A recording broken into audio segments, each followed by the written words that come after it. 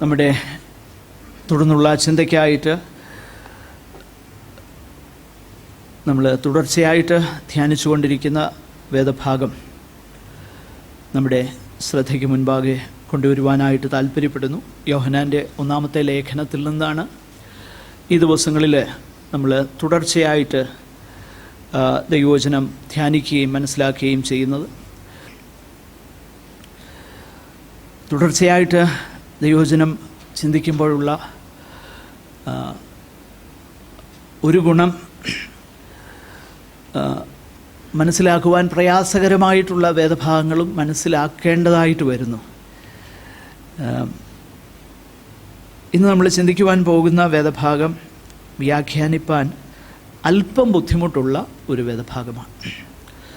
അതുകൊണ്ട് തന്നെ അനേക മണിക്കൂറുകൾ ആ കാര്യങ്ങൾ ധ്യാനിപ്പാനും പഠിപ്പാനും ചിന്തിപ്പാനുമൊക്കെ ദൈവം ഇടയാക്കി തീർത്തു. അതിൻ്റെ 6 മുതൽ 12 വരെയുള്ളതാകുന്ന വേദഭാഗം നമുക്കൊന്ന് വായിക്കുകയും അതേ തുടർന്ന് ആ വേദഭാഗം ശാന്തമായിട്ട് ചിന്തിക്കുകയും ചെയ്യാം. ഞാൻ നേരത്തെ ഓർപ്പിച്ചതുപോലെ അല്പം വ്യാഖ്യാനത്തിന് അല്പം ബുദ്ധിമുട്ടുണ്ട്. കാരണം അവിടെ പറഞ്ഞിരിക്കുന്ന പല ഫ്രൈസസ്, പല ശൈലി പ്രയോഗങ്ങൾ എഫെസോസിൽ 1-ാമത്തെ നൂറ്റാണ്ടിൽ യോഹന്നാൻ അപ്പോസ്തലനായിരുന്ന ആ സഭയിൽ, ആ ചുറ്റുപാടിൽ ഉണ്ടായിരുന്ന പ്രത്യേക സാഹചര്യങ്ങളോടുള്ള വെളിച്ചത്തിൽ പറഞ്ഞതുകൊണ്ട് അന്ന് അവർക്കത് മനസ്സിലാക്കുവാൻ ഒരു ബുദ്ധിമുട്ടുമില്ലായിരുന്നു. അതിൻ്റെ അർത്ഥമെന്തെന്ന് ഗ്രഹിപ്പാൻ അവർക്കൊരു ബുദ്ധിമുട്ടുമില്ലായിരുന്നു. എന്നാൽ ഇന്ന് നമ്മളത് മനസ്സിലാക്കണമെങ്കിൽ അവരന്ന് എന്താണ് ആ സാഹചര്യത്തിൽ അതിനെക്കുറിച്ച് ചിന്തിക്കുവാനുണ്ടായത് എന്ന് മനസ്സിലാക്കുവാൻ പരിശ്രമിക്കുന്നതിൽ കൂടെ മാത്രമേ അതിൻ്റെ അർത്ഥം നമുക്ക് ഗ്രഹിപ്പാനായിട്ട് കഴിയത്തുള്ളൂ. ആ ഒരു കാരണം കൊണ്ട് തന്നെ പല അധികമാകുന്ന ഇൻറ്റേർണൽ എവിഡൻസസ് അതിനെക്കുറിച്ച് ചില വെളിച്ചങ്ങളുണ്ടെങ്കിലും ചില സൂചനകളുണ്ടെങ്കിലും അതിലധികമായിട്ടില്ലാത്തതുകൊണ്ട് മനസ്സിലാക്കുവാൻ അല്പം ബുദ്ധിമുട്ടുണ്ട്. എങ്കിലും ബുദ്ധിമുട്ടുണ്ടെന്നേ ഉള്ളൂ. പരിശ്രമിച്ചാൽ സസൂക്ഷ്മം നമ്മളത് ആ പശ്ചാത്തലത്തിൽ മനസ്സിലാക്കുവാനായിട്ട് പരിശ്രമിച്ചാൽ അതിന് കഴിയും എന്നുള്ളതോർത്ത് ഞാൻ ദൈവത്തിന് സ്തോത്രം ചെയ്യുന്നു. അതിൻ്റെ 6 മുതലുള്ള വാക്യങ്ങൾ ഞാൻ വായിക്കുന്നു. ജലത്താലും രക്തത്താലും വന്നവൻ ഇവൻ ആകുന്നു, യേശു ക്രിസ്തു തന്നെ. ജലത്താൽ മാത്രമല്ല, ജലത്താലും രക്തത്താലും തന്നെ. ആത്മാവും സാക്ഷ്യം പറയുന്നു, ആത്മാവ് സത്യമല്ലോ. സാക്ഷ്യം പറയുന്നവർ 3 ഉണ്ട്: ആത്മാവ്, ജലം, രക്തം. ഈ 3-ൻ്റെയും സാക്ഷ്യം ഒന്ന് തന്നെ. നാം മനുഷ്യരുടെ സാക്ഷ്യം കൈക്കൊള്ളുന്നു എങ്കിൽ ദൈവത്തിൻ്റെ സാക്ഷ്യം അതിലും വലുതാകുന്നു. ദൈവത്തിൻ്റെ സാക്ഷ്യമോ അവിടുന്ന് തൻ്റെ പുത്രനെക്കുറിച്ച് സാക്ഷീകരിച്ചിരിക്കുന്നത് തന്നെ. ദൈവപുത്രനിൽ വിശ്വസിക്കുന്നവനുള്ളിൽ ആ സാക്ഷ്യമുണ്ട്.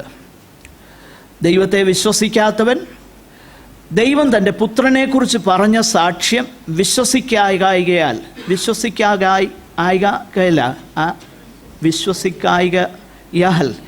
അവനെ അസത്യവാദിയാക്കുന്നു. സോറി,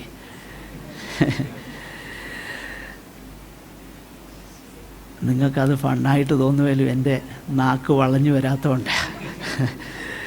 ആ സാക്ഷ്യമോ ദൈവം നമുക്ക് നിത്യജീവൻ തന്നു. ആ ജീവൻ അവൻ്റെ പുത്രനിലുണ്ട് എന്നുള്ളത് തന്നെ. പുത്രനുള്ളവന് ജീവനുണ്ട്, ദൈവപുത്രനില്ലാത്തവന് ജീവൻ ഇല്ല. ഞാനത് എനിക്ക് വായിക്കാൻ പ്രയാസമുണ്ടെങ്കിലും ശാന്തമായിട്ട് വായിച്ചതിൻ്റെ കാര്യം, നിങ്ങളവിടെ ആവർത്തിച്ചു വന്ന ആ വാക്കൊന്ന് ശ്രദ്ധിപ്പാൻ വേണ്ടിയിട്ടാണ് ഞാൻ ശാന്തമായിട്ടത് വായിച്ചത്. ഇപ്പം തന്നെ നമുക്ക് മനസ്സിലായി കാണും,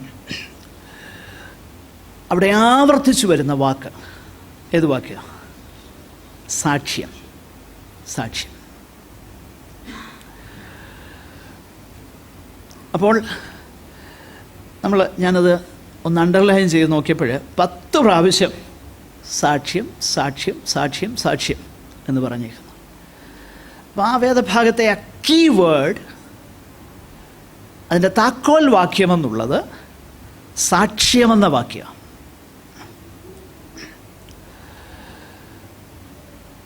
സാക്ഷ്യം എന്ന് പറയുമ്പോൾ പൊതുവേ നമ്മുടെ മനസ്സിലേക്ക് ആദ്യം വരുന്ന ചിന്ത ഈ കർത്താവ് എനിക്ക് നല്ലവനായിരുന്നു വല്ലഭനായിരുന്നു എന്നൊക്കെ ഇങ്ങനെ പറയുന്ന കാര്യമാണ് സാക്ഷ്യം സഭായോഗത്തിൽ എഴുന്നേറ്റത്. അതൊരു സാക്ഷ്യം തന്നെയാണ്, അല്ലെന്ന് ഞാൻ പറയുന്നില്ല. എങ്കിലും ഇവിടെ സാക്ഷ്യമെന്ന് ഉദ്ദേശിച്ചിരിക്കുന്നത് ടെസ്റ്റിമോണി അല്ലെ വിറ്റ്നസ് എന്നുദ്ദേശിച്ചിരിക്കുന്നത്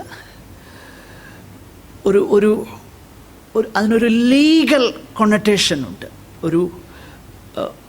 ഒരു ന്യായാധിപ സംഘത്തിൽ ഉപയോഗിക്കുന്ന ഒരു അർത്ഥമാണ് സാക്ഷ്യം എന്ന വാക്കിനാൽ അവിടെയുള്ളത്. അവിടെ ദൈവത്തിൻ്റെ സാക്ഷ്യം എന്ന് നമ്മൾ കാണുന്നു. It is a divine testimony. Divine testimony about whom? ദൈവത്തിൻ്റെ സാക്ഷ്യമാണ്. ആരെക്കുറിച്ചുള്ള സാക്ഷ്യമാണ്? യേശു ക്രിസ്തുവിനെ കുറിച്ചുള്ള സാക്ഷ്യം, അല്ലെങ്കിൽ അവിടുത്തെ പുത്രനെക്കുറിച്ചുള്ള സാക്ഷ്യം. So God gave A testimony about his son, the Lord Jesus Christ. യേശു ക്രിസ്തുവിനെ കുറിച്ച് പിതാവാകുന്ന ദൈവം ഒരു സാക്ഷ്യം നൽകി. ആവർത്തിച്ച് നമ്മൾ കാണുന്നു, ദൈവം തൻ്റെ പുത്രനെക്കുറിച്ച് പറഞ്ഞ സാക്ഷ്യം. അപ്പോൾ യേശു ക്രിസ്തുവിനെ കുറിച്ച് ദൈവം സാക്ഷീകരിച്ചിരിക്കുന്നു എന്ന് യോഹന്നാൻ പറയുകയാണ്. ദൈവം സാക്ഷീകരിച്ചിരിക്കുന്നു എന്ന് മാത്രമല്ല, ഒന്നിലധികം സാക്ഷികളെ ആ സാക്ഷ്യത്തിൻ്റെ ഉറപ്പിനായി ദൈവം ഉപയോഗിച്ചിരിക്കുന്നു എന്നും യോഹന്നാൻ പറയുകയാണ്. ആവർത്തന പുസ്തകത്തിൽ നമ്മൾ വായിക്കുന്നുണ്ട്, 2 അല്ലെങ്കിൽ അതിലധികമോ സാക്ഷികളുടെ വാമൊഴിയാൽ ഏത് കാര്യവും ഉറപ്പാക്കാം. ആ മാതൃകയാണ് ഇവിടെ യോഹന്നാൻ അവലംബിക്കുന്നത്. യേശു ക്രിസ്തുവിൻ്റെ ദൈവത്വത്തെക്കുറിച്ചും മനുഷ്യത്വത്തെക്കുറിച്ചും ആശയ കുഴപ്പങ്ങളുണ്ടാക്കുന്ന ദുരുപദേഷ്ടാക്കന്മാർ എഫെസോസിലുള്ള സഭയിൽ ഉണ്ടായിരുന്നു എന്ന് മറ്റ് യാതൊരു ചരിത്ര തെളിവുകളുടെയും ആവശ്യമില്ലാതെ ആ ലേഖനം വായിക്കുന്ന എല്ലാവർക്കും മനസ്സിലാക്കുവാൻ കഴിയും. ഉദാഹരണത്തിന് അതിൻ്റെ 4-ാം അധ്യായം തുടങ്ങുന്നത് ഇങ്ങനെയാണ്: പ്രിയമുള്ളവരെ, കള്ളപ്രവാചകന്മാർ അവരെന്താ ചെയ്തേക്കുന്നത്? യേശു ക്രിസ്തു ജഡത്തിൽ വന്നു എന്ന് സ്വീകരിക്കാത്തവരാ. അപ്പോൾ what they taught has got something to do with the incarnation of the Lord. യേശു ജഡത്തിൽ വെളിപ്പെട്ടു, ദൈവപുത്രനാകുന്ന ക്രിസ്തു ജഡത്തിൽ വെളിപ്പെട്ടു എന്ന സത്യം തെറ്റായി വ്യാഖ്യാനിക്കുന്ന, അല്ലെങ്കിൽ അതിനെ നിഷേധിക്കുന്ന ചിലർ എഫെസോസിലുള്ള സഭയിൽ ഉണ്ടായിരുന്നു. ഞാൻ പറഞ്ഞല്ലോ, വ്യാഖ്യാനിപ്പാൻ അല്പം ബുദ്ധിമുട്ടുള്ള ഭാഗമായതുകൊണ്ട് ഞാൻ പറയുന്ന ഈ ഓരോ വാക്കും ഇമ്പോർട്ടൻ്റാണ്. അത് മനസ്സിലാക്കുന്നില്ലേ നിങ്ങൾക്ക് മനസ്സിലാകത്തില്ല. അതുകൊണ്ടാണ് ശാന്തമായിട്ട് ഞാൻ പോകുന്നത്. അപ്പോൾ ഇതാണ് പശ്ചാത്തലം. എഫെസോസിലെ നമ്മൾ വേറെ ഒത്തിരി ഇൻറ്റേർണൽ തെളിവുകൾ അതിനകത്തുണ്ടല്ലോ. 2-ാം അധ്യായത്തിലേക്ക് വന്നേ.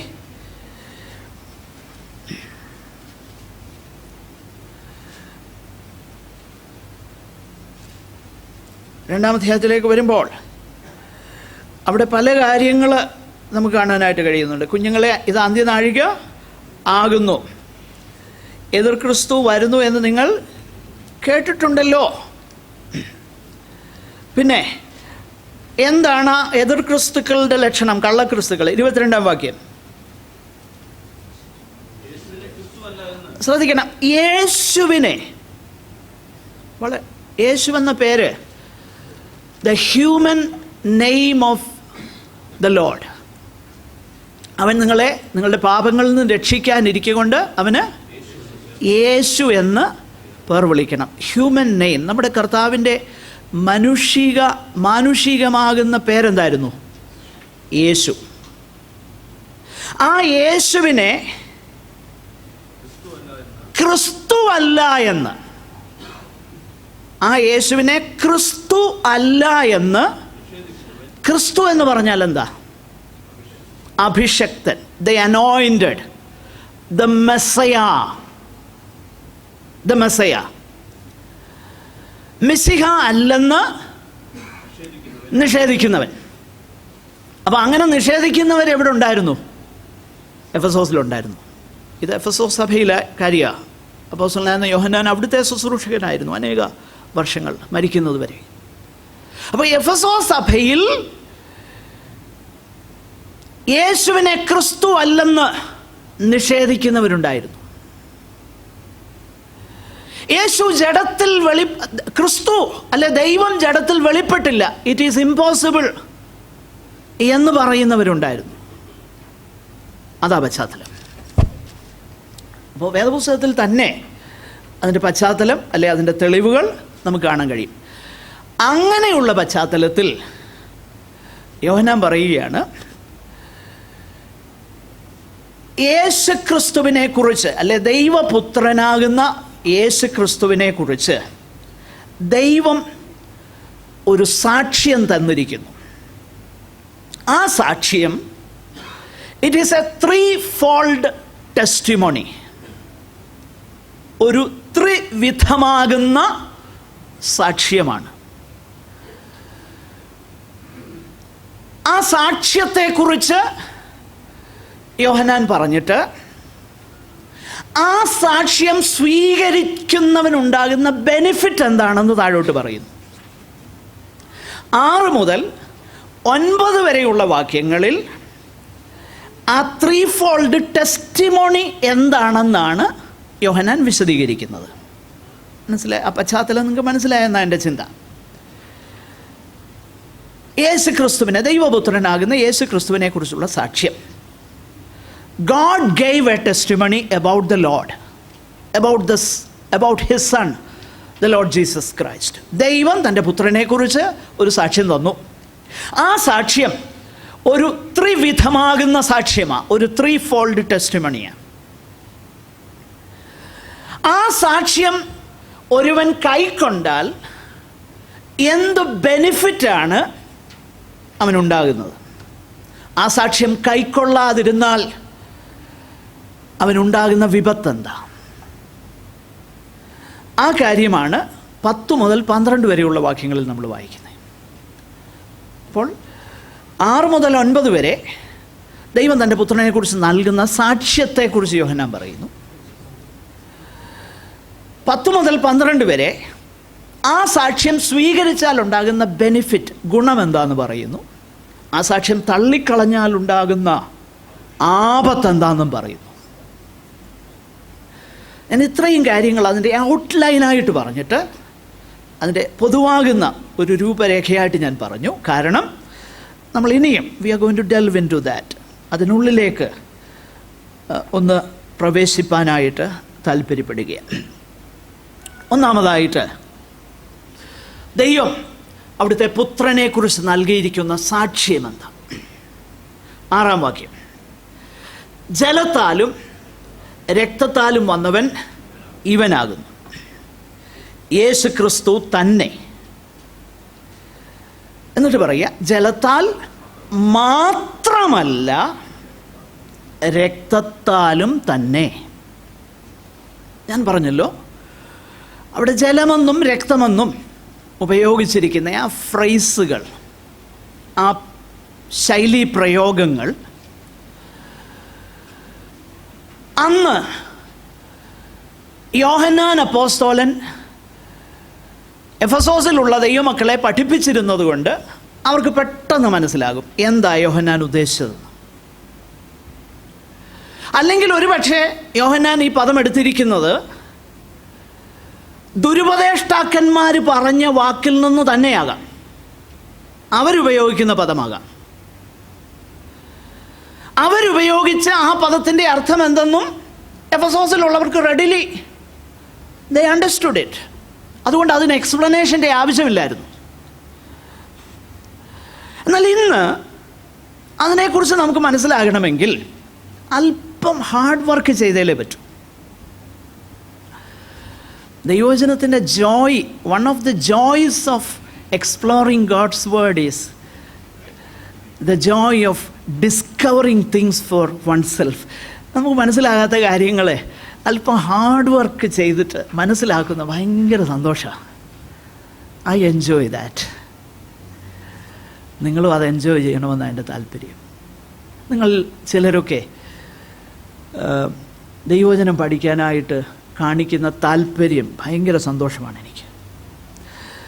പല പ്രിയപ്പെട്ടവരും സമയം ചെലവഴിക്കുന്നുണ്ടെന്ന് എനിക്കറിയാം. എല്ലാവരും അല്ല, ചുരുക്കം ചിലർ. അത് ഭയങ്കര സന്തോഷമാണ്. അപ്പം അങ്ങനെയെങ്കിൽ ഇവിടെ യോഹന്നാൻ അപ്പോസ്തലൻ പറയുന്ന കാര്യം എന്താ? ജലത്താലും രക്തത്താലും വന്നവൻ ഇവനാകുന്നു എന്ന് പറഞ്ഞാൽ യോഹന്നാൻ അപ്പോസ്തലൻ തെളിയിക്കുകയാണ് യേശു ക്രിസ്തു ജലത്താലും രക്തത്താലും വന്നു എന്ന് പറയുമ്പോൾ അവിടെ പറഞ്ഞിരുന്ന ആശയങ്ങളെ, അവിടെ പഠിപ്പിച്ചിരുന്ന തെറ്റായ ഉപദേശങ്ങളെ താൻ ഖണ്ഡിക്കുക. ഒരുപക്ഷെ അവർ പറഞ്ഞു കാണും യേശു ക്രിസ്തു ജലത്താൽ മാത്രമേ വന്നിട്ടുള്ളൂ എന്ന് പറയുമ്പോൾ നമുക്ക് അതിൻ്റെ അർത്ഥം മനസ്സിലാകുന്നില്ല. യോഹന്നാൻ പറഞ്ഞു ജലത്താൽ മാത്രമല്ല രക്തത്താലും വന്നവനായ യേശു ക്രിസ്തു. മനസ്സിലാകുന്നുണ്ടോ? അവർ പറഞ്ഞു ജലത്താൽ മാത്രം വന്നു. യോഹന്നാൻ പറയുന്നു ജലത്താലും രക്തത്താലും വന്നു. എന്നിട്ട് പറയുക ജലത്താൽ മാത്രമല്ല. ശ്രദ്ധിക്കണേ, ജലത്താൽ മാത്രമല്ല എന്ന് പറയുമ്പോൾ അവിടെ എന്താ പറഞ്ഞു കാണും? ജലത്താൽ മാത്രമേ വന്നുള്ളെന്ന് പറഞ്ഞു കാണും. മനസ്സിലാകുന്നുണ്ടോ? നമ്മൾ അങ്ങനെയാണ് വേദപുസ്തകം പഠിക്കേണ്ടത്. ജലത്താൽ മാത്രമല്ല എന്ന് എംഫസൈസ് ചെയ്യണമെങ്കിൽ അതിൻ്റെ അർത്ഥം ഇപ്പോൾ ഉദാഹരണത്തിന് സുവിശേഷത്തെക്കുറിച്ച് എനിക്ക് ലജ്ജയില്ല എന്ന് പറയുമ്പോൾ പലർക്കും ലജ്ജ തോന്നാനുള്ള സാഹചര്യങ്ങൾ ഉള്ളതുകൊണ്ടാണ് ലജ്ജയില്ലെന്ന് ഉറപ്പിച്ച് പറയുന്നു. എന്നിട്ട് ലജ്ജിക്കേണ്ട എന്ന് പറയുന്ന ആ കാര്യത്തിൻ്റെ കാരണങ്ങൾ പറയുന്നുണ്ട്. കാരണം ഇത് ദൈവത്തിൻ്റെ സുവിശേഷമാണെന്നും ഒക്കെ പൗലോസ് പറയുന്നു. അപ്പം ലജ്ജിക്കേണ്ട കാര്യം അല്ലെന്ന് പറയുക. അപ്പം ലജ്ജ തോന്നി എന്നതുപോലെ ജലത്താൽ മാത്രമല്ല എന്ന് ഉറപ്പിച്ച് എടുത്തു പറയുമ്പോൾ അതിൻ്റെ അർത്ഥം ജലത്താൽ മാത്രം യേശു വന്നു എന്ന് പഠിപ്പിച്ചിരുന്ന ഒരു കൂട്ടരുണ്ട്. യോഹന്നാൻ പറയുന്നു ജലത്താൽ മാത്രമല്ല രക്തത്താലും വന്നു. നമ്മുടെ പ്രശ്നം ഈ ജലമെന്നും രക്തമെന്നും അപ്പോസ്തലൻ അർത്ഥമാക്കിയത് എന്താണ്? അതാണ് നമ്മൾക്ക് മനസ്സിലാക്കേണ്ടത്. സഭയുടെ ചരിത്രം പഠിച്ചു നോക്കിയാൽ ഇതിനെക്കുറിച്ച് ഒരുപാട് വ്യാഖ്യാനങ്ങളുണ്ട്, ഒത്തിരി വ്യാഖ്യാനങ്ങളുണ്ട്. എന്നാൽ എന്തൊക്കെയാണ് ആ വ്യാഖ്യാനങ്ങളൊന്നും പറയാൻ ഞാൻ താല്പര്യപ്പെടുന്നില്ല, അതിൻ്റെ ആവശ്യവുമില്ല. എന്നാൽ ഏറ്റവും ഇതിൻ്റെ പശ്ചാത്തലത്തിൽ പഠിച്ചാൽ ഏറ്റവും സ്വീകാര്യമായിട്ട് തോന്നുന്ന ഒരു ആശയം ഞാൻ നിങ്ങളോട് പറയുവാൻ താല്പര്യപ്പെടുക. അത് ഞാൻ അതിനകത്ത് കൺവിൻസ്ഡാണ്, അതുകൊണ്ടാണ് പറയുന്നത്. കാരണം ഈ വേദഭാഗത്തിൻ്റെ പശ്ചാത്തലത്തിലാണ് ആ കാര്യം നമ്മൾ ചിന്തിക്കേണ്ടത്. ജലവും രക്തവും എന്ന് പറയുമ്പോൾ യോഹന്നാൻ അപ്പോസ്തലൻ അവിടെ ഉദ്ദേശിക്കുന്നത് യേശു എന്ന മനുഷ്യൻ അവിടുന്ന് മനുഷ്യനായിരുന്നു. പക്ഷെങ്കിൽ അവിടുന്ന് ജഡത്തിൽ വെളിപ്പെട്ടു. പക്ഷെങ്കിൽ യേശു എന്ന മനുഷ്യൻ കേവലം ഒരു മനുഷ്യനല്ലായിരുന്നു. പിന്നെ ആരാ? ദൈവം ജഡത്തിൽ വെളിപ്പെടുകയാണ് ചെയ്തത്. അതാണ് യേശു ക്രിസ്തു. ഇതാ എംഫസിസ്.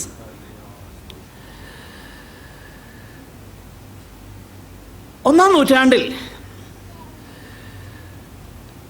ഇതിനെക്കുറിച്ച് വെളിച്ചം വീശുന്ന അനേക ചരിത്ര സംഗതികളുണ്ട്. ഐറേനിയസ് എന്ന് പറയുന്ന ഒരു സഭാപിതാവ് ഈ ദുരുപദേശകന്മാരുടെ ഉപദേശങ്ങളെക്കുറിച്ച് ഒക്കെ പറയുമ്പോൾ, ഫാൾസ് ടീച്ചേഴ്സിനെ കുറിച്ച് പറയുമ്പോൾ, ഈ കാര്യത്തെക്കുറിച്ച് എഫെസോസിലുള്ള ഒരു കൂട്ടരെക്കുറിച്ച് പറയുന്നുണ്ട്. ഈ സഭയിലുണ്ടായിരുന്നവരാ. അവർ നമ്മളെ വിട്ടുപോയി, അവർ നമുക്കുള്ളവരായിരുന്നെങ്കിൽ നമ്മോടുകൂടെ പാർക്കുമായിരുന്നു എന്നൊക്കെ യോഹന്നാൻ പറയുന്നുണ്ടല്ലോ 2-ാം അധ്യായത്തിൽ. അപ്പോൾ അവരെക്കുറിച്ച് ഐറേനിയസ് എന്ന് പറയുന്ന ആ ക്രിസ്തു ഭക്തൻ രേഖപ്പെടുത്തിയിട്ടുണ്ട്. അദ്ദേഹം പറഞ്ഞത് ഇങ്ങനെയാണ്: ഈ കൂട്ടർ പഠിപ്പിച്ചത് യേശുവും ക്രിസ്തുവും രണ്ടും രണ്ടായിരുന്നു. എനിക്കത് വായിച്ചപ്പോൾ ഇച്ചിരി ഫെമിലാരിറ്റി തോന്നി. നമ്മുടെ ഇടയിൽ അടുത്ത ആരോ ഇത് പറഞ്ഞെന്നാണ് ഞാൻ കേട്ടേ. അപ്പം എനിക്ക് മനസ്സിലായി, ഈ ആത്മാവ് അന്നേ വ്യാപരിച്ച ആത്മാവാണ്, ഈ ദുഷ്ടാത്മാവ്. അതാ അവരിൽ വ്യാപരിക്കുന്നത്. യേശുവും ക്രിസ്തുവും രണ്ടും രണ്ടായിരുന്നു. അതിനെക്കുറിച്ച് ഏതോ ആർട്ടിക്കിളൊക്കെ ഉണ്ടെന്ന് ആർക്കെങ്കിലും ഉള്ളവരെ എനിക്ക് തന്നാൽ അത് വായിക്കുന്നത് ഉചിതമായിരിക്കും. എൻ്റെ കൈവശമില്ല, ആരോ ഞാൻ പറഞ്ഞു കേട്ടതാണ്. എന്താ അവരുദ്ദേശിച്ചത്? അവർ പഠിപ്പിച്ചത് ഇങ്ങനെയാ: യേശു എന്ന ഒരാൾ ജനിച്ചു. യോസഫിൻ്റെയും മറിയയുടെയും മകനായിട്ട് യേശു എന്ന ഒരാൾ ജനിച്ചു. ആ ജനിച്ച യേശുവിങ്കിൽ ദൈവത്തിന് പ്രസാദം തോന്നിയിട്ട് ആ യേശു വന്ന് സ്നാനമേറ്റപ്പം, യോഹന്നാൻ്റെ കീഴിൽ വന്ന് സ്നാനമേറ്റപ്പോൾ ക്രിസ്തു ആ യേശുവിലേക്ക് വന്നു ചേർന്നു. അവരുടെ പഠിപ്പിക്കില്ല ഇത്. അപ്പോൾ യേശു എന്ന ഒരു സാധാരണ മനുഷ്യൻ്റെ മേൽ ക്രിസ്തു വന്നു ചേർന്നു. എപ്പോൾ? സ്നാനത്തിങ്കിൽ. എന്നിട്ട് ക്രൂശീകരണത്തിന് തൊട്ട് മുൻപേ ആ യേശുവിൽ നിന്ന് ഈ ക്രിസ്തു എവിടെ നിന്ന് വന്നോ ആ ക്രിസ്തു അങ്ങോട്ടങ്ങ് തിരികെ പോയി. ഇതാ പഠിപ്പിക്കൽ. ഇതിൻ്റെ ഫെമിലാരിറ്റി എനിക്ക് തോന്നി. കാരണം ഞാൻ പറഞ്ഞില്ലേ, ഇതേ കാര്യമൊക്കെ ഇന്ന് പലയിടത്ത് പറയുന്നുണ്ട്. ഇതൊന്നും കേട്ടിട്ട് ഇതൊക്കെ ഗുരുതരമാകുന്ന, മരണകരമാകുന്ന പാപമാണെന്ന് മനസ്സിലാക്കാൻ നമ്മുടെ പ്രിയപ്പെട്ടവർക്ക് കഴിയുന്നില്ലല്ലോ എന്നോർക്കുമ്പോൾ ഭയങ്കര സങ്കടം തോന്നുന്നുണ്ട്. മരണകരമായ പാപമാണ്. യോഹന്നാൻ പിന്നീട് മരണകരമാകുന്ന പാപത്തെക്കുറിച്ച് പറയുന്നുണ്ട്, അത് നമ്മൾ ശ്രദ്ധിക്കും. യേശുവും ക്രിസ്തുവും രണ്ടും രണ്ടാ എന്ന് പറഞ്ഞാൽ സാധാരണക്കാരനായി നമ്മളെപ്പോലെ തന്നെ മാതാവും പിതാവും ഉള്ള ഒരു മാനുഷിക മാതാവും പിതാവുമുള്ള ഒരു ജനനമായിരുന്നു യേശുവിൻ്റേതെന്നും ആ യേശുവിങ്കിലേക്ക് സ്നാനത്തിങ്കൽ ക്രിസ്തു വന്നെന്നും ക്രൂശിൽ മരിക്കുന്നതിന് മുൻപേ ആ ക്രിസ്തു എടുക്കപ്പെട്ടെന്നും പിന്നീട് മരിച്ചത് ഈ മനുഷ്യനായ, കേവലം മനുഷ്യനായ ക്രിസ്തു യേശു ആണെന്നും പഠിപ്പിക്കുന്ന ഒരു പഠിപ്പീര്. അപ്പം അങ്ങനെയെങ്കിൽ ജലമെന്നും രക്തമെന്നും അവരർത്ഥമാക്കിയത്, ജലമെന്നുള്ളത് കർത്താവിൻ്റെ പരസ്യ ശുശ്രൂഷയുടെ ആരംഭത്തിങ്കൽ യോഹന്നാൻ്റെ കൈക്കീഴിൽ യേശു സ്നാനമേറ്റതിനെ ജലം എന്നും, കാൽവറി ക്രൂശിങ്കൽ യേശു മരിച്ചതിനെ അതിനെ സൂചിപ്പിക്കുവാൻ രക്തമെന്നും ഉപയോഗിച്ചിരിക്കുന്നു എന്ന് ഈ പശ്ചാത്തലത്തിൽ മനസ്സിലാക്കുവാൻ ബുദ്ധിമുട്ടില്ല. അവർ പഠിപ്പിച്ചത് ജലത്താൽ മാത്രം എന്ന് പറഞ്ഞാൽ യേശുവിൻ്റെ സ്നാനത്തിങ്കൽ ക്രിസ്തു വന്ന് യേശുവിലേക്ക് ചേർന്നു. മരണത്തിന് മുൻപ്, രക്തത്തിന് മുൻപ്, രക്തം ചൊരിയുന്നതിന് മുൻപ് ആ ക്രിസ്തു എടുക്കപ്പെട്ടു. പിന്നെ മരിച്ചത് കേവലം മനുഷ്യനാകുന്ന യേശു. യോഹന്നാൻ പറയുന്നു, അല്ല, യേശുവിൻ്റെ സാക്ഷ്യം അവിടുന്ന് ദൈവപുത്രനാണെന്നുള്ളത് ജലത്താൽ മാത്രമല്ല, മരണത്താൽ രക്തത്താലുമാകുന്നു. യേശു വന്നത് ജലത്താലും രക്തത്താലുമാകുന്നു എന്ന് പറഞ്ഞാൽ God himself suffering in the human body, ദൈവം തന്നെ ഈ ജഡത്തിൽ, പാപജഡത്തിൻ്റെ സാദൃശ്യത്തിൽ മനുഷ്യരുടെ സ്ഥാനത്ത്, മനുഷ്യർക്കു വേണ്ടി ദൈവത്തിൻ്റെ നീതി സകലവും നിവൃത്തീകരിക്കേണ്ടതിന് മനുഷ്യരുടെ സ്ഥാനത്ത് ദൈവം നമുക്ക് വേണ്ടി അനുഭവിച്ചു. യേശു ദൈവപുത്രൻ. യേശു ദൈവപുത്രൻ എന്ന് പറഞ്ഞാൽ കേവലം ഒരു ഉപദേഷ്ടാവോ, കേവലം ഒരു പ്രവാചകനോ, കേവലം ഒരു ഗുരുവോ അല്ലായിരുന്നു യേശു. പിന്നെ ആരായിരുന്നു? യേശു ദൈവപുത്രനായിരുന്നു. യേശു ദൈവപുത്രനാ. യേശു ദൈവപുത്രനാ. ഇത് ഭയങ്കര ക്രൂഷ്യലായിട്ടുള്ള കാര്യമാണ്. യേശുവിനെ ഗുരുവെന്നോ, യേശുവിനെ പ്രവാചകനെന്നോ, യേശുവിനെ മറ്റേതെങ്കിലും ഒരു നല്ല ഉപദേഷ്ടാവെന്നോ ഒക്കെ സ്വീകരിക്കാൻ ആർക്കും ബുദ്ധിമുട്ടില്ല. എന്നാൽ ക്രൂഷ്യൽ ക്വസ്റ്റ്യൻ അതല്ല.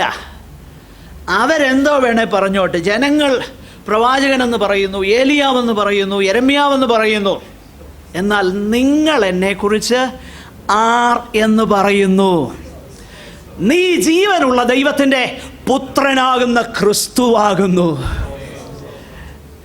പ്രിയപ്പെട്ടവരെ, ഞാൻ അതിനെക്കുറിച്ച് പറയാം, അല്പം വിശദീകരിക്കേണ്ടതായിട്ടുണ്ട്. അപ്പോൾ യേശുവിനെ കുറിച്ച് ദൈവം നൽകുന്ന സാക്ഷ്യമാണ് യോഹന്നാൻ ഇവിടെ പറയുന്നത്. The testimony about the Lord Jesus Christ. അത് ജലത്താൽ മാത്രമല്ല, രക്തത്താലും.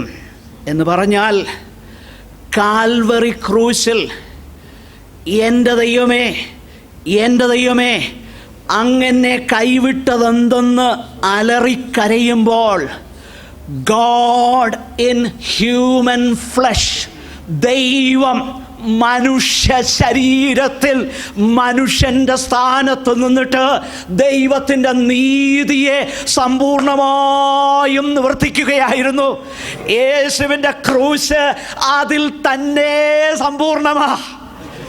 കാൽവറി ക്രൂശ് ജലത്താലും രക്തത്താലും വന്നവൻ ഇവൻ തന്നെ. ജലത്താൽ മാത്രമല്ല, രക്തത്താലും. എന്നിട്ട് അത് പറഞ്ഞിട്ട് യോഹന്നാൻ പറയുന്ന ആ കാര്യം ഒന്ന് ശ്രദ്ധിക്കണം. ഇത് ഈ ജലത്താൽ മാത്രമല്ല രക്തത്താലും വന്നവൻ എന്ന് പറയുന്നത് ഇത് നിസ്സാരമാകുന്ന കാര്യമൊന്നുമല്ല. യേശുവും ക്രിസ്തുവും രണ്ടും രണ്ടാണെന്നൊക്കെ പറയുന്നത് നിസ്സാര കാര്യമൊന്നുമല്ല. ആരും അങ്ങനെ ചിന്തിക്കരുത്, അത് വലിയ കാര്യമൊന്നുമല്ല. അല്ലല്ല, അത് നിസ്സാര കാര്യമല്ല. കാരണം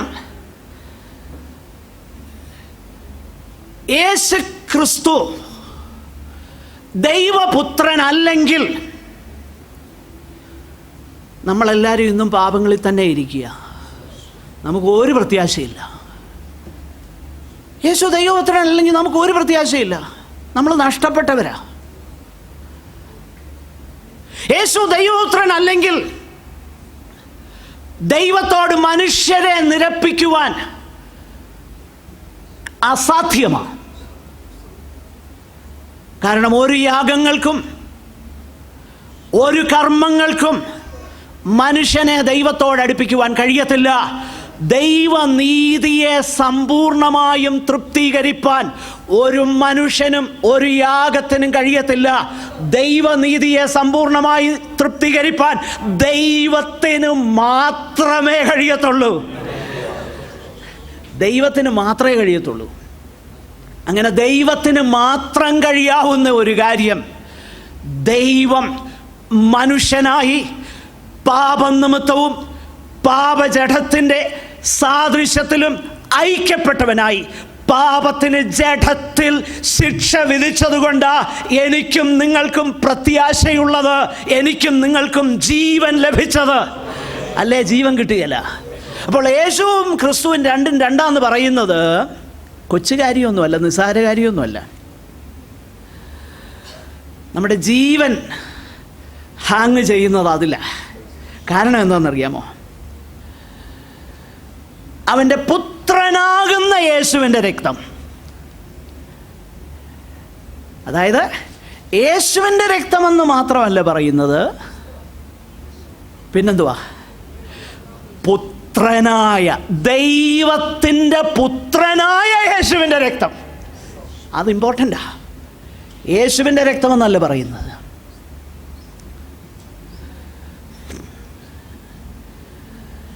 ഈ നമ്മൾ ചിലപ്പോൾ ഒരു മാജിക്കൽ ഫോർമുലയായിട്ട് പറയല്ലോ, യേശുവിൻ്റെ രക്തം, യേശുവിൻ്റെ രക്തം. പണ്ട് ഞാനും അതൊക്കെ വിശ്വസിച്ചത് അങ്ങനെയായി. പ്രത്യേകിച്ച് എൻ്റെയൊക്കെ ചെറുപ്പകാലത്ത് ഞാൻ കണ്ടിട്ടുണ്ട് ഈ ഭൂതങ്ങളെയൊക്കെ ഇറക്കുന്നത്. പറഞ്ഞു കേട്ടിട്ടുണ്ട്, രക്തത്തിൽ ആശ്രയിച്ചിരുന്നോണം, അല്ലെങ്കിൽ അത് ചിലപ്പോൾ ഇങ്ങോട്ട് വന്ന് കയറും. അപ്പം ആദ്യം തൊട്ട് അവസാനം വരെ യേശുവിൻ്റെ രക്തം, യേശുവിൻ്റെ രക്തമൊക്കെ ജാഗരിച്ചുകൊണ്ടായിരുന്നു. പക്ഷേ അതുകൊണ്ടൊന്നുമല്ല ഭൂതം ഇങ്ങോട്ട് വന്ന് കയറാതിരുന്നത്, ദൈവം കരുണ ചെയ്തതുകൊണ്ടാണ്. പക്ഷേ യേശുവിൻ്റെ രക്തമെന്ന് പറഞ്ഞു കഴിഞ്ഞാൽ ഒത്തിരി യേശുവുണ്ട്, ഇല്ലേ? ഒരുപാട് യേശുവുണ്ട്. വേദപുസ്തകത്തിൽ തന്നെ ഉണ്ടല്ലോ, പുതിയ നിയമത്തിൽ തന്നെ യേശു എന്ന് പേരുള്ള പലരുണ്ട്. ഇനി ഭൂതത്തിനോട് യേശുവിൻ്റെ രക്തമെന്ന് പറഞ്ഞാൽ അതും പറയും ചിലപ്പോൾ യേശുവിൻ്റെ രക്തമെന്ന്. പറയും യേശുവിൻ്റെ രക്തമെന്ന് നീ എന്ന് പറഞ്ഞേ, അത് പറയും, ഒരു പ്രയാസവുമില്ല. എന്നാൽ ദൈവത്തിൻ്റെ പുത്രനായ യേശുവിൻ്റെ രക്തം സകല പാപവും പോക്കി നമ്മെ ശുദ്ധീകരിക്കുന്നു. ദൈവപുത്രനായ യേശുവിൻ്റെ രക്തം, കേവലം യേശുവിൻ്റെ രക്തമല്ല, ദൈവപുത്രനായ യേശുവിൻ്റെ രക്തം. ആ യേശുവിൻ്റെ രക്തം നമ്മുടെ ഹൃദയങ്ങളിൽ തളിക്കാനാ ചിന്തപ്പെട്ടത്. ഇന്ന് ചിലരൊക്കെ പഠിപ്പിക്കുന്നതെന്നറിയോ? അതെടുത്ത് പട്ടിയുടെ മേലൊഴിക്ക്, അതെടുത്ത് വീടിൻ്റെ മേലൊഴിക്ക്, അതെടുത്ത് കാറിൻ്റെ മേലൊഴിക്ക്. അയ്യോ, no no no no no no. ഇതൊക്കെ പറയുന്നത് തന്നെ ദൈവം കൃപാകാലമായതുകൊണ്ട് നിന്നെ ജീവനോടെ വെച്ചേക്കുക, മാനസാന്തരപ്പെടാൻ അവസരം തരിക. പറഞ്ഞു പോയേക്കല്ലത്. ദൈവത്തിൻ്റെ പുത്രനാകുന്ന യേശുവിൻ്റെ രക്തം നമ്മുടെ വീടിൻ്റെ മേലും മൃഗത്തിൻ്റെ മേലും തളിക്കാനുള്ളതല്ല. പാപം ചെയ്ത് ദൈവതേജസ്സില്ലാത്തവരായിത്തീരുന്ന മനുഷ്യനെ രക്ഷിപ്പാൻ കാളകളുടെയും ആട്ടുകൊറ്റന്മാരുടെയും രക്തത്തിന് കഴിയാതിരുന്നപ്പോൾ ദൈവപുത്രനാകുന്ന യേശുവിൻ്റെ രക്തത്തിന് മാത്രമേ അതിന് കഴിയുകയുള്ളൂ എന്ന് വന്നപ്പോൾ ദൈവം തൻ്റെ പുത്രനെ തരാൻ തക്കവണ്ണം എന്നെയും നിങ്ങളെയും അത്രയ്ക്ക് സ്നേഹിച്ചപ്പോൾ ആ രക്തത്തെ വില കുറച്ച് കണ്ടേക്കരുത്. ദൈവപുത്രനാകുന്ന യേശുവിൻ്റെ രക്തം, യേശുവിൻ്റെ രക്തം സകല പാപവും പോക്കി നമ്മളെ എന്ത് ചെയ്യുന്നു? ശുദ്ധീകരിക്കുന്നു. സോ ജലത്താൽ മാത്രമല്ല, രക്തത്താലും വന്നവൻ ഇവൻ തന്നെ. യോഹന്നാൻ പറയുക, ഇവൻ ജലത്താൽ മാത്രം വന്നവനല്ല, രക്തത്താലും വന്നവൻ. ജനനം മുതൽ സ്വർഗാരോഹണം വരെ ദൈവപുത്രനായ യേശു ക്രിസ്തു ഇന്നും അവിടുന്ന് ദൈവപുത്രനാ, എന്നും അവിടുന്ന് പുത്രനാ. നിത്യത മുതൽ നിത്യത വരെ അവിടുത്തേക്ക് മാറ്റമില്ല. പുത്രനാകുന്ന യേശു ക്രിസ്തു, ആ യേശു ക്രിസ്തുവിൻ്റെ രക്തം സകല പാപവും പോക്കി നമ്മെ ശുദ്ധീകരിക്കുന്നു. ജലത്താൽ മാത്രമല്ല, രക്തത്താലും വന്നെന്ന് യോഹന്നാൻ പറയുകയാണ്. ഇനി ഞാൻ മുൻപോട്ട് പോകട്ടെ. അത് ജലത്താലും രക്തത്താലും വന്നു എന്നുള്ള ആ സത്യം യേശു ജലത്താൽ മാത്രമല്ല രക്തത്താൽ. യേശുവിനെ കുറിച്ച് ഭയങ്കര തെളിവുകളുണ്ട്. പുറമെ എക്സ്റ്റേണൽ എവിഡൻസസ് ഉണ്ട്. യേശുവിൻ്റെ മരണത്തെക്കുറിച്ചും പുനരുത്ഥാനത്തെക്കുറിച്ചും നിഷ്പക്ഷമായി വിശകലനം ചെയ്യുന്ന ഒരു നല്ല പഠിതാവിന് നിഷേധിക്കാനാകാത്ത വിധത്തിൽ ചരിത്രപരമാകുന്ന തെളിവുകളുണ്ട്. യേശു മരിച്ചെന്നും 3-ാം നാൾ ഉയർത്തെഴുന്നേറ്റെന്നും ഭയങ്കര തെളിവുകളാണ്. ഒരിക്കലും ഒരു ഇംഗ്ലീഷുകാരനാകുന്ന ബ്രിട്ടൻകാരനാകുന്ന ഫ്രാങ്ക് മോറിസൺ എന്ന് പറയുന്ന വക്കീൽ, അദ്ദേഹം ഒരു അറ്റോർണിയായിരുന്നു. ക്രിസ്തു മാർഗത്തിൻ്റെ ഏറ്റവും വലിയ ക്ലെയിമാകുന്ന യേശുവിൻ്റെ പുനരുത്ഥാനം തെറ്റെന്ന് തെളിയിക്കാൻ പഠിക്കാൻ പോയി. ഫ്രാങ്ക് മോറിസൺ, നിങ്ങൾ നെറ്റിൽ സെർച്ച് ചെയ്തോ, ചിലപ്പോൾ കിട്ടുമായിരിക്കും. അദ്ദേഹം നിഷ്പക്ഷമായി പഠിക്കുന്നയാളായിരുന്നതുകൊണ്ട് പഠനശേഷം ഒരു പുസ്തകം എഴുതി, who moved the stone. Who moved the stone. യേശുവിൻ്റെ പുനരുത്ഥാനം സംഭവിച്ചിട്ടില്ലെന്ന് എഴുതാൻ വേണ്ടി റിസർച്ച് ചെയ്യാൻ പോയ ആൾ ഒരു പുസ്തകം എഴുതി, യേശു 3-ാം നാൾ ഉയർത്തെഴുന്നേറ്റെന്ന്. എന്ന് പറഞ്ഞാൽ അത് ചരിത്ര വസ്തുതയായി. ഇത് കേട്ടുകേൾവിയും കെട്ടുകഥയും അല്ലെന്ന് സാരം. പക്ഷെങ്കിൽ അത് മാത്രമല്ല വലിയ കാര്യം. അതിനേക്കാളും വലുത് നമ്മെ സംബന്ധിച്ചിടത്തോളം ആത്മാവും സാക്ഷ്യം പറയുന്നു. ആത്മാവ് സത്യമല്ലോ. എന്ത്? യേശു ദൈവപുത്രനാണെന്ന് ജലവും രക്തവും സാക്ഷ്യം നൽകുന്നു. യേശുവിൻ്റെ സ്നാനവും യേശുവിൻ്റെ മരണവും സാക്ഷ്യം വഹിക്കുന്നു. പക്ഷെങ്കിൽ അത് മാത്രമല്ല, ആ 2 സാക്ഷ്യങ്ങളെക്കാളും വലിയൊരു സാക്ഷ്യം നമുക്കുണ്ട്. ഏതാ സാക്ഷ്യം? ആത്മാവ് സാക്ഷ്യം പറയുന്നു. ആ സാക്ഷ്യം ദൈവമാകുന്ന പരിശുദ്ധാത്മാവ് നൽകുന്ന സാക്ഷ്യമാണ്. യേശു പറഞ്ഞു, ആ പരിശുദ്ധാത്മാവ് വരുമ്പോൾ അവൻ എനിക്കുള്ളതിൽ നിന്നെടുത്ത് നിങ്ങൾക്കറിയിച്ചു തരികയാൽ എന്നെക്കുറിച്ച് സാക്ഷ്യം പറയും. ആ പരിശുദ്ധാത്മാവ് സാക്ഷ്യം പറയുന്നത് കൊണ്ട് മാത്രമാണ് ഒരു വ്യക്തി വീണ്ടും ജനിക്കുന്നത്. പരിശുദ്ധാത്മാവിൻ്റെ സാക്ഷ്യമില്ലെങ്കിൽ വീണ്ടും ജനനം അസാധ്യമാണ്. അതുകൊണ്ടാണ് കൊരിന്ത്യർ ലേഖനത്തിൽ നമ്മൾ വായിക്കുന്നത്, യേശു കർത്താവെന്ന് ഏറ്റുപറയുവാൻ പരിശുദ്ധാത്മാവിലല്ലാതെ ആർക്കും കഴിയുകയില്ല. വാഗൊണ്ട് വെറുതെ ജൽപ്പനം ചെയ്യുന്ന കാര്യമല്ല പറഞ്ഞേക്കുന്നത്. വാഗൊണ്ട് വെറുതെ ജൽപ്പനം ചെയ്യുന്ന കാര്യമല്ല പറഞ്ഞേക്കുന്നത്.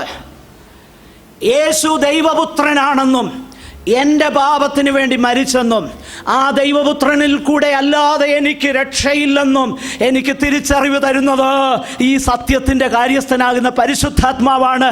ആ പരിശുദ്ധാത്മാവ് നമ്മുടെ ഹൃദയങ്ങളിൽ പ്രവർത്തിപ്പാൻ ദൈവത്തിന് നമ്മോട് കരുണ തോന്നിയതോർത്ത് നാം ദൈവത്തിന് സ്തോത്രം ചെയ്യണം. ആത്മാവ് സത്യമല്ലോ, ആത്മാവ് സാക്ഷ്യം പറയുന്നു. യേശു ഇത് തന്നെ പറഞ്ഞിട്ടുണ്ട്, ദ സ്പിരിറ്റ് ഓഫ് ട്രൂത്ത്, സത്യത്തിൻ്റെ കാര്യസ്ഥൻ, സത്യത്തിൻ്റെ ആത്മാവ്. ഇനിയും എങ്ങനെയാണ് ആ സത്യത്തിൻ്റെ ആത്മാവ് സാക്ഷ്യം പറയുന്നത്?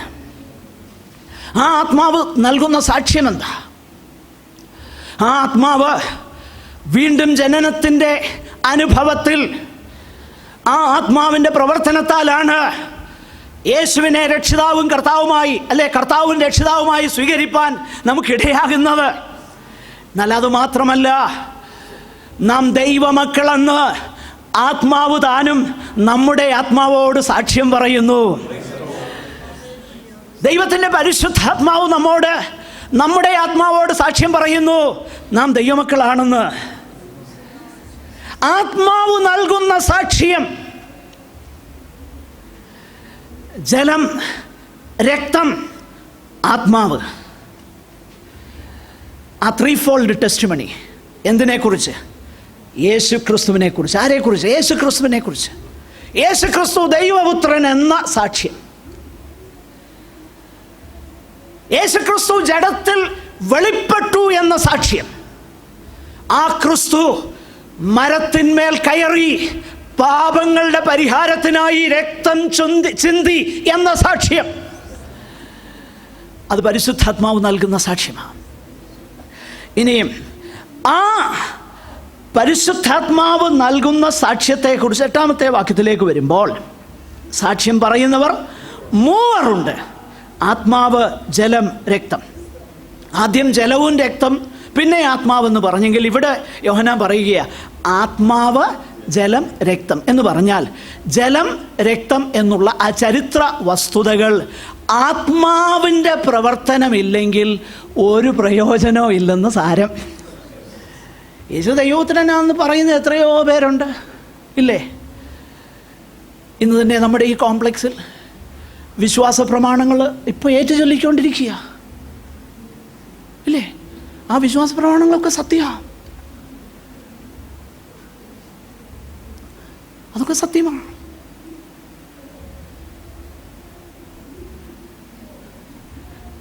കന്യകയിൽ ജാതനാകുന്ന യേശു ക്രിസ്തുവിനെ കുറിച്ചും, പാപമില്ലാത്തവനാകുന്ന പരിശുദ്ധനാകുന്ന യേശു ക്രിസ്തുവിനെ കുറിച്ചും, പാപങ്ങളുടെ പരിഹാരത്തിനായി ക്രൂശിന്മേൽ തൂങ്ങി യേശുവിനെ കുറിച്ചും, മരിച്ചടക്കപ്പെട്ട് ഉയർത്തെഴുന്നേറ്റ് സ്വർഗത്തിലേക്ക് കരേറിപ്പോയി ഇന്ന് പിതാവിൻ്റെ വലതു ഭാഗത്ത് നമുക്ക് വേണ്ടി പക്ഷപാതം ചെയ്യുന്ന യേശുവിനെ കുറിച്ച്, ഇനിയും പാപങ്ങൾ കൂടാതെ രണ്ടാമത് പ്രത്യക്ഷനാകുന്ന യേശുവിനെ കുറിച്ച് ഈ പറയുന്നതൊക്കെ സത്യമാണ്.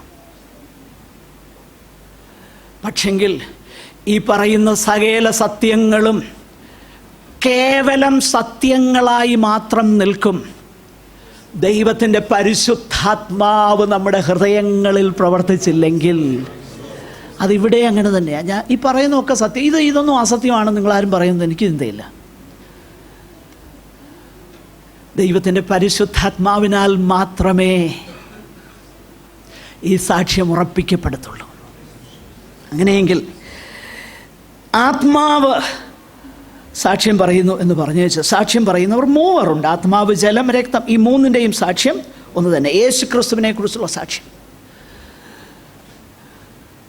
യേശു കർത്താവിനെ വിസ്തരിക്കുമ്പോൾ, മഹാപുരോഹിതന്മാരുടെ മുൻപിൽ വെച്ച് വിശദീകരിക്കുമ്പോൾ, അവിടെ വിസ്തരിക്കുമ്പോൾ കള്ളസാക്ഷികളെ കൊണ്ടുവന്നു. കള്ളസാക്ഷികൾ പറഞ്ഞെങ്കിലും അവരുടെ സാക്ഷ്യം എന്തില്ല, ഒത്തു വന്നില്ലെന്നാണ് പറയുന്നത്. They did not agree. യേശുവിനെ ഡിസ്ക്രെഡിറ്റ് ചെയ്യുവാനുള്ള സാക്ഷ്യം ഒത്തു വന്നില്ല. എന്നാൽ യേശു ദൈവപുത്രൻ എന്നുള്ള സാക്ഷ്യം ഈ 3 പേർ സാക്ഷ്യം പറയുന്നു. പക്ഷേ അവരുടെ സാക്ഷ്യം ഒന്ന് തന്നെ. അതിൻ്റെ കാരണം എന്താ? ഈ 3 പേരുടെയും സാക്ഷ്യം ഒന്നായതിൻ്റെ കാരണം എന്താ? ഈ സാക്ഷ്യത്തിൻ്റെ പിന്നിൽ ഉള്ള ആ വ്യക്തിത്വം എന്ന് പറയുന്നത് മനുഷ്യൻ്റെ ആലോചനയല്ല, ദൈവമായി സാക്ഷ്യം പറഞ്ഞത് എന്നുള്ളത് കൊണ്ടാണ്. കാരണം 9-ാം വാക്യം, നാം മനുഷ്യരുടെ സാക്ഷ്യം കൈക്കൊള്ളുന്നു എങ്കിൽ ദൈവത്തിൻ്റെ സാക്ഷ്യം അതിലും വലുതാകുന്നു. ഈ വാക്യത്തിൻ്റെ അർത്ഥം എന്താ? 2-3 പേരുടെ വാമൊഴിയാൽ ഏത് കാര്യവും ഉറപ്പാക്കുക. അപ്പം മനുഷ്യൻ്റെ സാക്ഷ്യം, ആ മനുഷ്യൻ്റെ സാക്ഷ്യം നമ്മൾ എന്ത് ചെയ്യുന്നു? കൈക്കൊള്ളുന്നു. ഇന്നത്തെ നമ്മുടെ പ്രശ്നം മനുഷ്യൻ്റെ സാക്ഷ്യമാണ് ദൈവത്തിൻ്റെ സാക്ഷ്യത്തെക്കാളും വലുത്, ഇല്ലേ? മനുഷ്യൻ പറയുന്ന പല കാര്യങ്ങളും നമ്മൾ കണ്ണുമടച്ച് വിശ്വസിക്കും. ഇവിടെ പറയുക, മനുഷ്യരുടെ സാക്ഷ്യം കൈക്കൊള്ളുന്നുവെങ്കിൽ നമ്മുടെ ചിന്ത ഇതൊക്കെ പള്ളി പറയുന്ന കാര്യമാന്നേ, പിന്നെ ഇതൊക്കെ വേണം, സൗകര്യമൊക്കെ ഉണ്ടെങ്കിൽ പോകണം. അല്ലാതെ ഈ എപ്പോഴും പാട്ടെന്നും പ്രാർത്ഥനയെന്നും ബൈബിൾ ക്ലാസ്സും എന്നൊക്കെ പറഞ്ഞാലേ അതൊക്കെ അങ്ങോട്ട് പ്രായോഗികമാണോ? വരണമെന്നൊക്കെ താല്പര്യമുണ്ട്, പറ്റുകയില്ല. ഇപ്പം എന്തോ ചെയ്യാനാ?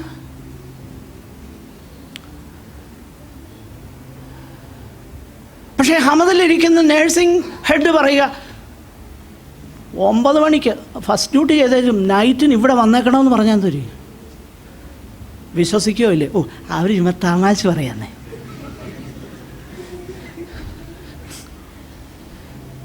ഇല്ലേ? അങ്ങനെ പറയാം.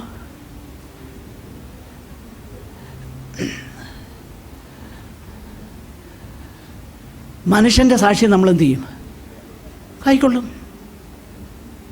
കണ്ണു തുറന്നിരുന്നേ. ദൈവത്തിൻ്റെ സാക്ഷ്യത്തെക്കുറിച്ചാണ് പറയുന്നത്. ഗൗരവത്തോടെ കേട്ടു.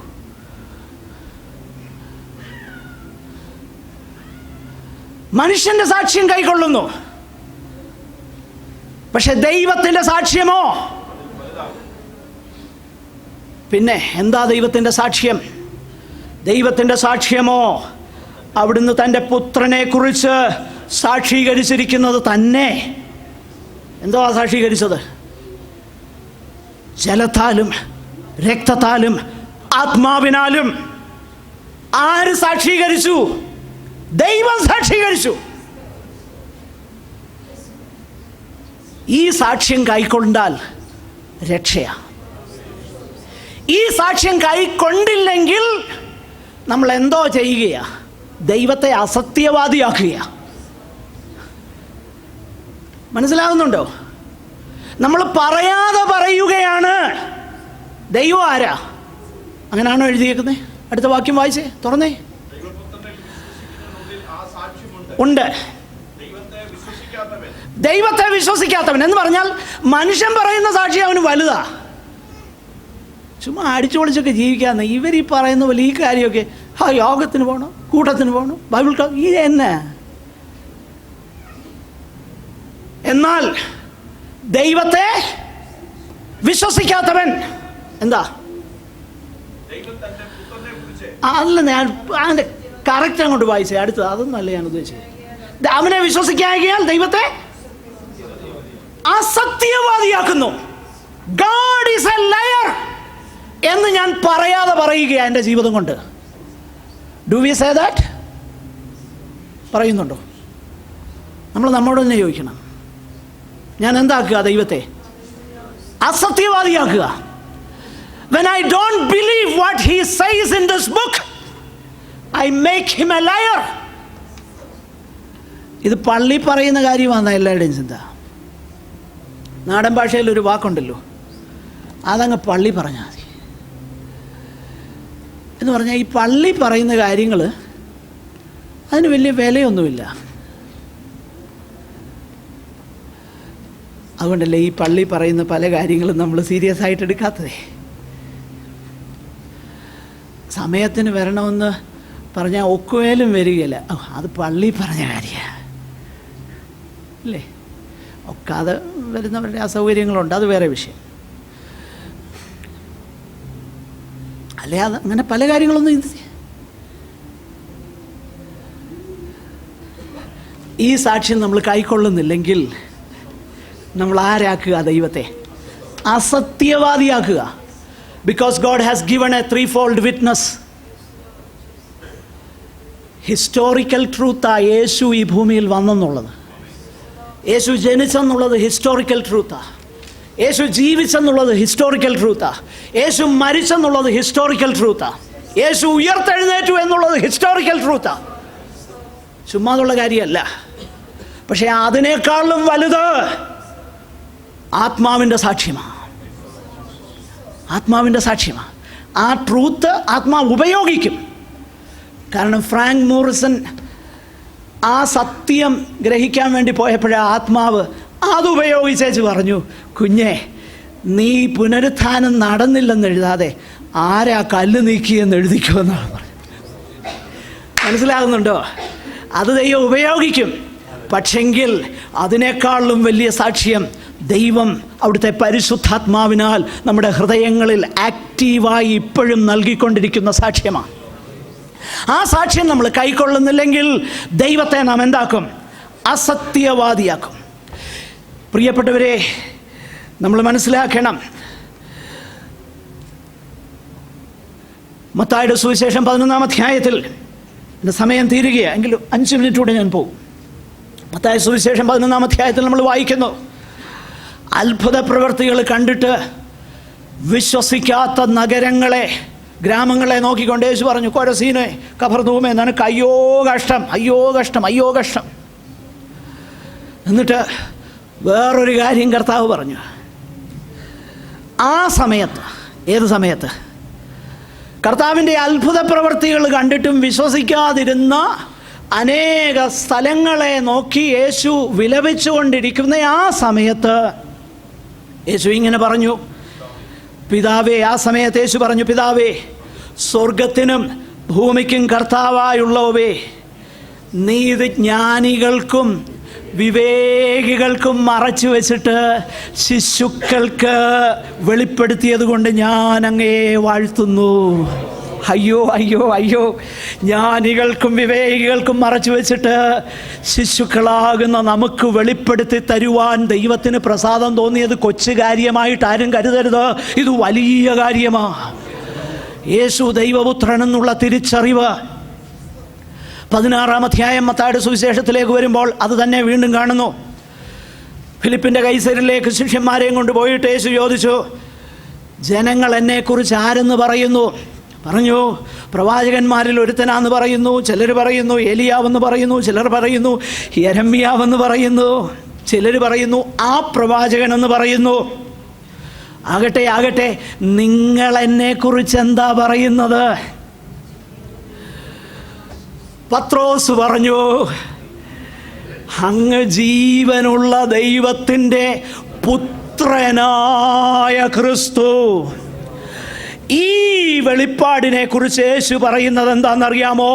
ബർയോനാ ശിമോനെ, നീ ഭാഗ്യവാൻ. ഏറ്റവും വലിയ ഭാഗ്യമേതാ?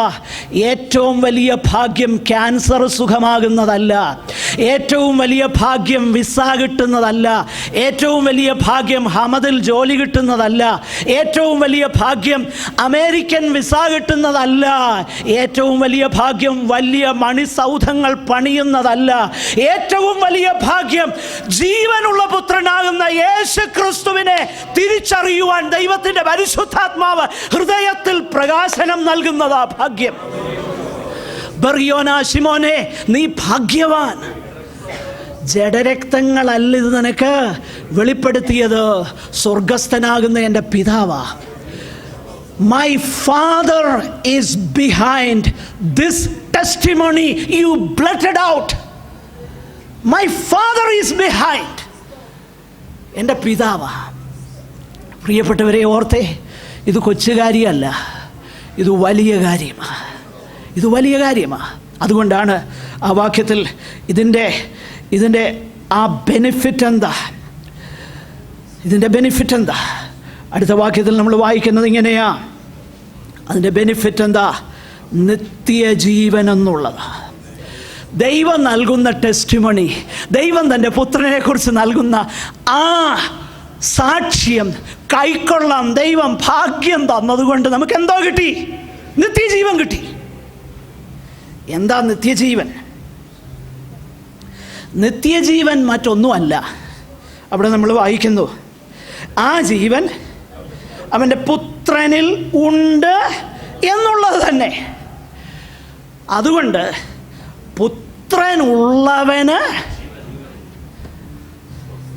പുത്രനുള്ളവന് ജീവനുണ്ട്. അതിൻ്റെ കാര്യം എന്നാ? അതിൻ്റെ കാര്യം പുത്രൻ ജീവനാകൊണ്ട്. ഈ നിത്യജീവൻ എന്ന് പറഞ്ഞാൽ എന്താ? നിത്യജീവൻ എന്ന് പറഞ്ഞാൽ നിത്യമാകുന്ന ജീവൻ എന്നുള്ള അർത്ഥം അതിനുണ്ടെങ്കിലും, നിത്യജീവൻ എന്ന് പറഞ്ഞാൽ നിത്യമാകുന്ന ജീവൻ എന്നുള്ള അർത്ഥം മാത്രമല്ല. കാരണം നരകത്തിലും നിത്യജീവനുണ്ട്, എന്നേക്കും അവർ ജീവിച്ചിരിക്കുക. പക്ഷേ നിത്യജീവൻ എന്ന് വേദപുസ്തകം അർത്ഥമാക്കുന്നത്, യേശു ഇങ്ങനെ പറഞ്ഞു, യോഹന്നാൻ 17:3, ഏക സത്യദൈവമായ അങ്ങയെയും അങ്ങ് അയച്ചിരിക്കുന്ന യേശു ക്രിസ്തുവിനെയും അറിയുന്നതാണ് നിത്യജീവൻ. എന്താ നിത്യജീവൻ?